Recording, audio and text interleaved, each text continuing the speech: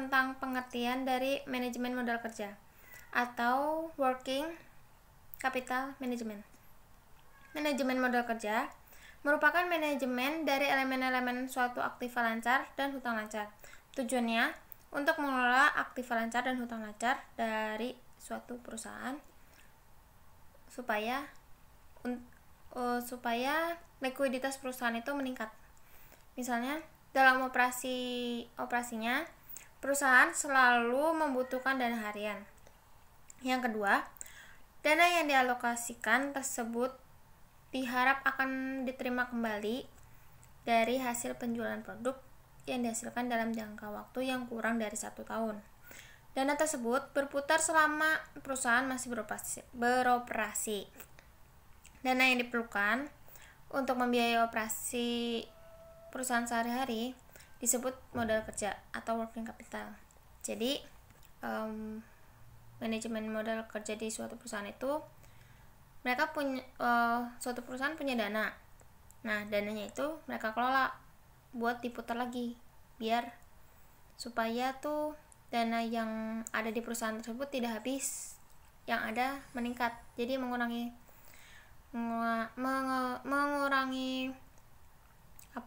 pengeluaran, meningkatkan pendapatan.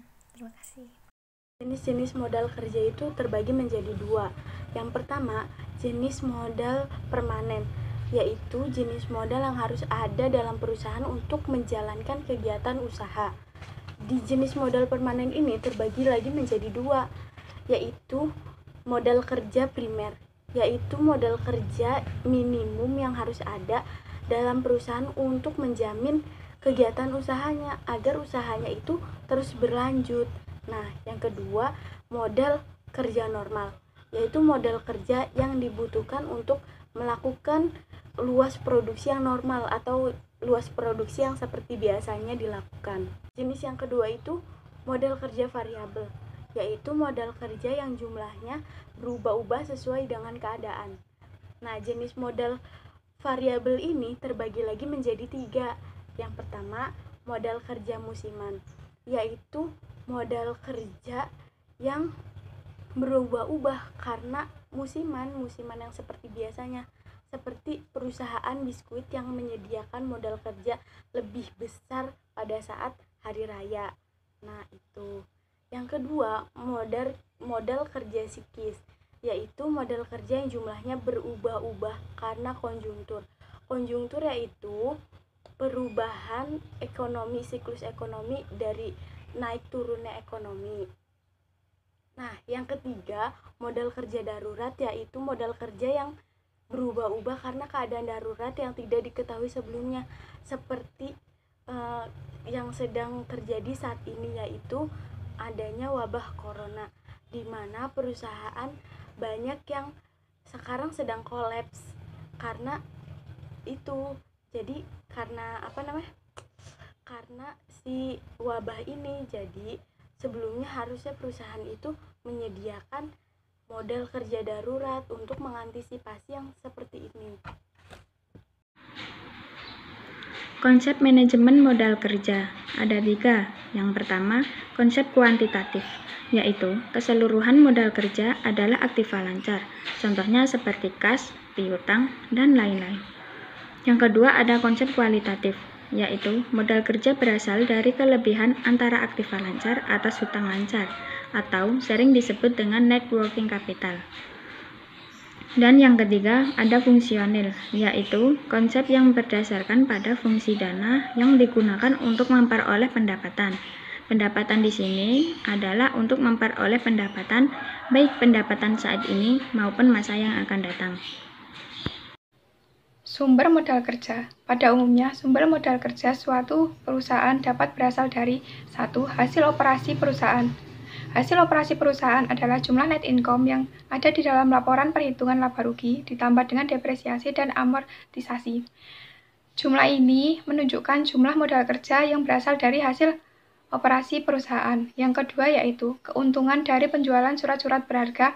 Dengan adanya penjualan surat berharga ini menyebabkan terjadinya perubahan dalam unsur modal kerja yang bentuk surat berharga berubah menjadi uang kas. Yang ketiga yaitu aktiva yang tidak lancar. Aktiva yang tidak lancar tidak dibutuhkan lagi bagi perusahaan. Perubahan aktiva ini menjadi kas atau piutang akan menyebabkan bertambahnya modal kerja sebesar hasil perjualan tersebut. Yang keempat yaitu penjualan saham atau obligasi. Untuk menambah dana atau modal kerja, perusahaan dapat mengadakan emisi saham baru atau perusahaan dapat mengeluarkan obligasi untuk utang jangka panjang. Untuk memenuhi modal kerja Tujuan dari manajemen modal kerja adalah 1. Melindungi perusahaan dari krisis karena turunnya nilai aktiva lancar agar dapat mengoptimalkan aktiva lancar dalam peningkatan penjualan dan profit. 2. Kemungkinan membayar hutang lancar tepat pada waktunya karena adanya ketersediaan dana. 3. Pelayanan terhadap konsumen, meningkatkan fasilitas dan pelayanan kepada para konsumen agar konsumen dapat nyaman dan terjamin. 4. Kesiapan perusahaan untuk beroperasi dengan lancar, artinya dapat meminimalisir kendala yang akan terjadi pada masa yang akan mendatang. Fungsi manajemen modal kerja. 1. Keterjaminan keberlanjutan aktivitas operasional, yang artinya operasional suatu perusahaan akan berjalan lebih efisien yang disebabkan tidak kesulitan mendapatkan produk yang diinginkan. Yang kedua, mendukung manajemen perusahaan pada decision making. Decision making adalah sebuah proses yang melibatkan manajer perusahaan yang berkesempatan untuk menganalisis opsi-opsi, kesimpulan tujuan organisasi, dan tindakan. Yang ketiga, yaitu menyajikan informasi bagi kreditur jangka pendek yang bertujuan untuk mendalami keamanan keuangan perusahaan. Dan yang terakhir adalah kegiatan antara internal dan eksternal perusahaan itu mempengaruhi kondisi keuangan perusahaan, yang artinya jika keuangan perusahaan itu cukup, akan melindungi perusahaan dari adanya penurunan. Cara menghitung modal kerja. Pada intinya, rumus working capital adalah aktiva lancar dikurangi dengan hutang lancar. Namun, ada beberapa tahapan pada cara menghitung modal kerja. Berikut tahapan dalam menghitung modal kerja. Yang pertama adalah menghitung modal kerja kotor atau dapat disebut juga dengan aktiva lancar. Aktiva lancar dalam perusahaan merupakan aktiva yang dikonversi sebagai uang tunai pada periode 1 tahun. Selain uang tunai, aktiva lancar dapat berupa akun jangka pendek seperti piutang, persediaan, dan biaya yang dibayar di muka. Aktiva lancar biasanya dapat ditemukan pada laporan neraca perusahaan. Apabila tidak ditemukan keterangan aktiva lancar, maka teliti dengan membaca di setiap barisnya. Semua akun yang memiliki kesesuaian dengan pengertian aktiva lancar kemudian dijumlahkan hingga ditemukan nominalnya. Jumlahkan juga setiap akun seperti piutang dagang, persediaan, kas, dan akun lainnya yang masuk pada keterangan uang tunai. Yang kedua yaitu menghitung hutang lancar. Hutang lancar adalah kewajiban yang memiliki batas waktu 1 tahun. Akun pada hutang lancar seperti hutang dagang, wesel bayar, dan hutang yang perlu dibayar. Pada neraca, hutang lancar perlu ditampilkan.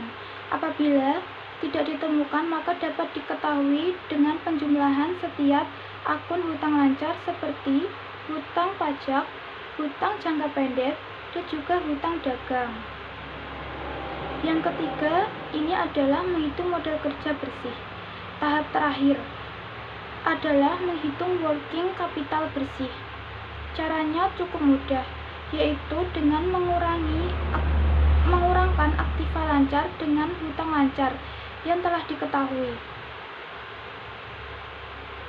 Sebagai contoh, perusahaan memiliki aktiva lancar sebesar 50 juta dan hutang lancar 24 juta. Berdasarkan rumus model kerja, maka perusahaan memiliki working capital sebesar 26 juta. Model kerja ini dapat dipakai untuk membayar hutang lancar. Apabila terdapat kelebihan, maka dapat digunakan untuk memenuhi keperluan lain seperti aktivitas operasional, membayar hutang jangka panjang, atau dapat juga dijadikan dividen. Apabila ditemukan aktiva lancar lebih kecil dibandingkan hutang lancar, maka hal ini dikatakan sebagai defisit model kerja. Kondisi ini menunjukkan kondisi perusahaan yang insolven. Permasalahan ini dapat diatasi dengan penambahan hutang jangka panjang. Keadaan ini juga sebagai pertanda bahwa bukan saat yang tepat dalam menanamkan investasi pada perusahaan. Contoh model kerja yang defisit. Perusahaan mempunyai hutang lancar sebesar 120 juta, namun mempunyai aktiva lancar 100 juta. Ini menunjukkan bahwa perusahaan tidak memiliki kemampuan dalam pembayaran hutang jangka pendek.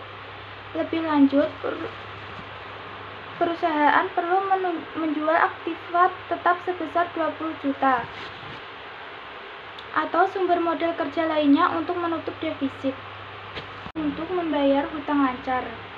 Apabila terdapat kelebihan, maka dapat digunakan untuk memenuhi keperluan lain seperti aktivitas operasional, membayar hutang jangka panjang, atau dapat juga dijadikan dividen. Apabila ditemukan aktiva lancar lebih kecil dibandingkan hutang lancar, maka hal ini dikatakan sebagai defisit model kerja. Kondisi ini menunjukkan kondisi perusahaan yang insolven.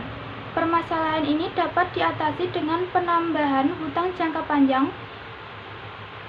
Keadaan ini juga sebagai pertanda bahwa bukan saat yang tepat dalam menanamkan investasi pada perusahaan. Contoh model kerja yang defisit.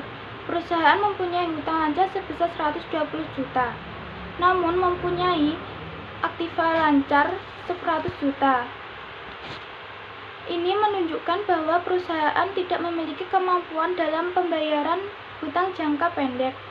Lebih lanjut, perusahaan perlu menjual aktiva tetap sebesar 20 juta atau sumber modal kerja lainnya untuk menutup defisit. Kelebihan modal kerja. Yang pertama, penjualan obligasi atau saham dalam jumlah yang besar. Yang kedua, penjualan aktiva tak lancar yang tak diganti. Yang ketiga, terjadinya laba operasi yang tidak digunakan untuk pembayaran dividen.